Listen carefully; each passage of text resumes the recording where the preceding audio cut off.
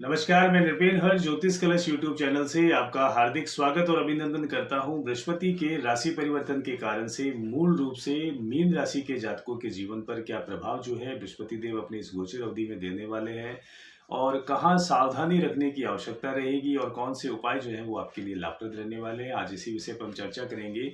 14 मई 2025 से लेकर के जून 2026 तक की अगर मैं बात करूं तो 13 से 14 महीनों तक बृहस्पति का ये गोचर रहने वाला है।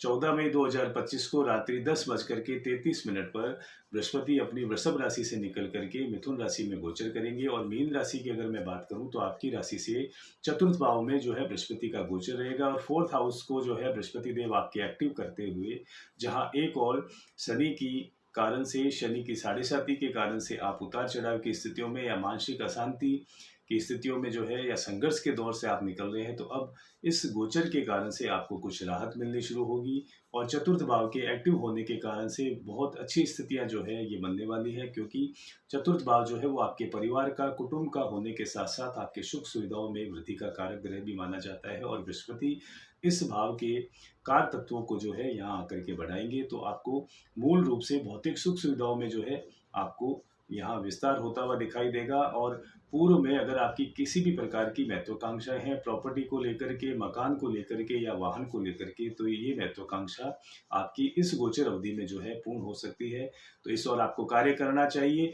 वहीं माता के सेहत को लेकर के अगर आप चिंतित थे तो उसमें अब आपको सुधार होते हुए दिखाई देगा, क्योंकि चतुर्थ भाव के एक्टिव होने के कारण से आपकी माता की सेहत में सुधार होता हुआ आपको दिख सकता है।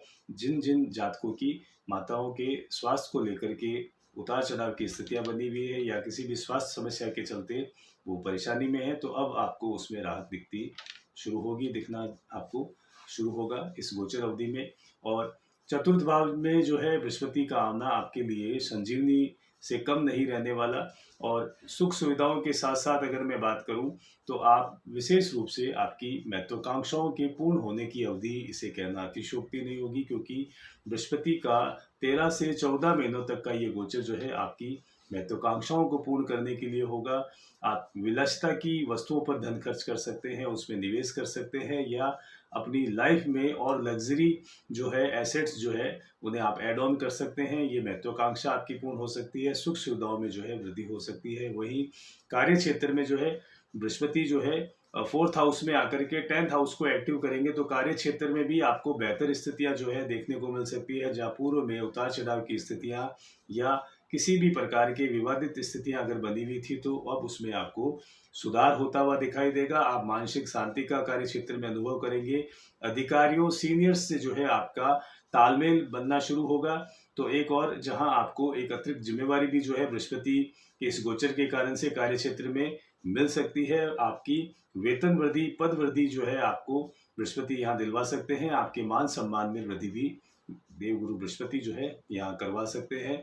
और दसम भाव के एक्टिव होने के कारण से व्यापारिक क्षेत्र की अगर मैं बात करूं तो व्यापारियों को भी जो है लाभ की स्थितियां यहाँ बृहस्पति अपने इस गोचर से देंगे। और अष्टम भाव को बृहस्पति देव एक्टिव करके अष्टम भाव को प्रभावित करेंगे, एक्टिव करेंगे। और अष्टम भाव के प्रभावित होने के कारण से ऐसे जातक जो अध्यात्म के क्षेत्र में कोई शोध के कार्य में लगे हुए हैं तो उनके लिए बहुत अच्छी स्थितियां बनेगी।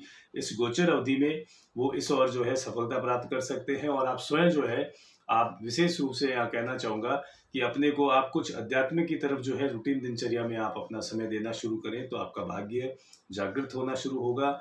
और 12th हाउस जो है आपका, 12वां भाव जो है उसके एक्टिव होने के कारण से आपकी महत्वाकांक्षाएं जो है वो पूर्ण होगी। और 8th भाव के एक्टिव होने के कारण से मूलतः आपके जो है यहाँ अचानक धन लाभ की स्थितियां, अचानक लाभ की स्थितियां जो है बृहस्पति देव आपके लिए बनाएंगे। तो आपको हर क्षेत्र में जो है लाभ की स्थितियां जो है बनती हुई दिखाई दे रही है इस गोचर अवधि में।